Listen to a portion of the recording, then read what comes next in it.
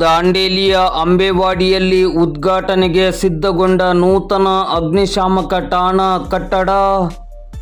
ಕರ್ನಾಟಕ ರಾಜ್ಯ ಅಗ್ನಿಶಾಮಕ ಮತ್ತು ತುರ್ತು ಸೇವೆ ಇಲಾಖೆಯ ಆಶ್ರಯದಡಿ ದಾಂಡೇಲಿ ನಗರದ ಅಂಬೇವಾಡಿಯಲ್ಲಿ ನೂತನ ಅಗ್ನಿಶಾಮಕ ಠಾಣೆಯ ಕಟ್ಟಡವು ನಿರ್ಮಾಣಗೊಂಡು ಉದ್ಘಾಟನೆಗೆ ಸಿದ್ಧಗೊಂಡಿದೆ.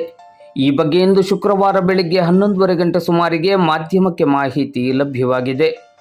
ಶಾಸಕರು ಹಾಗೂ ರಾಜ್ಯ ಆಡಳಿತ ಸುಧಾರಣಾ ಆಯೋಗದ ಅಧ್ಯಕ್ಷರಾದ ಆರ್.ವಿ. ದೇಶಪಾಂಡೆ ಅವರ ವಿಶೇಷ ಪ್ರಯತ್ನದಡಿ ದಾಂಡೇಲಿಗೆ ಅಗ್ನಿಶಾಮಕ ಠಾಣೆ ಮಂಜೂರುಗೊಂಡು ಕಟ್ಟಡ ನಿರ್ಮಾಣಕ್ಕೆ ಅನುದಾನ ಮಂಜೂರಾಗಿತ್ತು.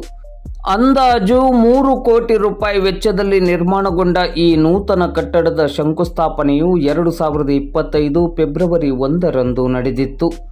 ಅಗ್ನಿಶಾಮಕ ಠಾಣಾ ಕಟ್ಟಡದ ಶಂಕುಸ್ಥಾಪನಾ ಸಂದರ್ಭದಲ್ಲಿ ಮಂಗಳೂರು ಪ್ರಾಂತ್ಯದ ಮುಖ್ಯ ಅಗ್ನಿಶಾಮಕ ಅಧಿಕಾರಿ ಬಿ.ಎಂ. ತಿರುಮಲೇಶ್ ಅವರು 11 ತಿಂಗಳ ಒಳಗಡೆ ಇಲ್ಲಿ ಅಗ್ನಿಶಾಮಕ ಠಾಣೆಯ ಕಟ್ಟಡ ನಿರ್ಮಾಣಗೊಂಡು ಕಾರ್ಯನಿರ್ವಹಿಸಲಿದೆ ಎಂದು ಹೇಳಿರುವುದನ್ನು ಇಲ್ಲಿ ಸ್ಮರಿಸಿಕೊಳ್ಳಬಹುದು.